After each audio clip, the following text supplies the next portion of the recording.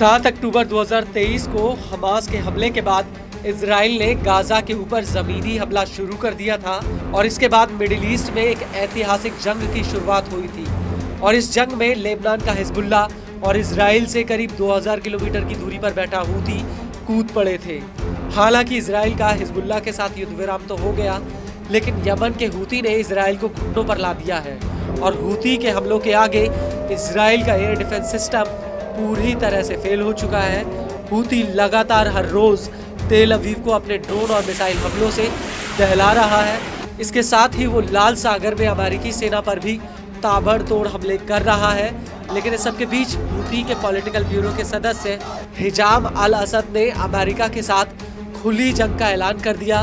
दरअसल अल असद ने लेबनानी news agency अल मायादीन को दिए एक इंटरव्यू में कहा कि हूती अमेरिका के साथ जैसे को तैसा वाली स्थिति में नहीं है, बल्कि वो अमेरिका के साथ एक खुले युद्ध में है और ये युद्ध अमेरिका और इजराइल के ऊपर उल्टा ही पड़ेगा। असद ने आगे कहा कि हूती अमेरिका और इजराइल के खिलाफ ड्रोन और मिसाइल हमले जारी रखेगा और अब इजराइल के भीतर सभी टारगेट्स हूती के नए एडवांस मिसाइल सिस्टम के निशाने पर होंगे।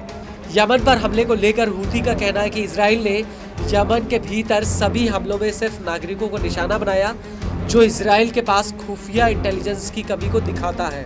वहीं हूती को हथियारों की सप्लाई को लेकर अल असद ने कहा कि यमन कई तरह के एडवांस तकनीक वाले हथियारों तक पहुंच चुका है, जिसे आने वाले समय में पेश किया जाएगा।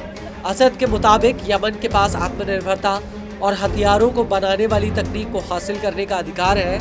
हम अमेरिका और इजराइल की आक्रामकता का मुंहतोड़ जवाब देंगे। इस सब के बीच आपको ये भी बता दें कि 21 दिसंबर 2024 को हूती ने तेल अवीव पर फिलिस्तीन 2 हाइपरसोनिक बैलिस्टिक मिसाइल फायर की थी, जिसमें कम से कम 20 लोग घायल हुए थे। वहीं इजरायली पुलिस ने इस हमले में हुए नुकसान की भी पुष्टि की थी। हालांकि आईडीएफ ने इंटरसेप्शन फेलियर को लेकर जांच के आदेश दे दिए हैं, जिसमें इस बात का पता लगाया जाएगा कि आखिर हूती की ये मिसाइल एयर डिफेंस सिस्टम की पकड़ में क्यों नहीं आई।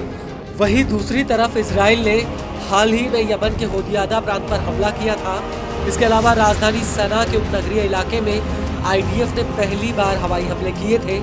मीडिया रिपोर्ट्स के मुताबिक आईडीएफ के इस हमले में 9 लोग मारे गए, जबकि कई लोग घायल हुए थे।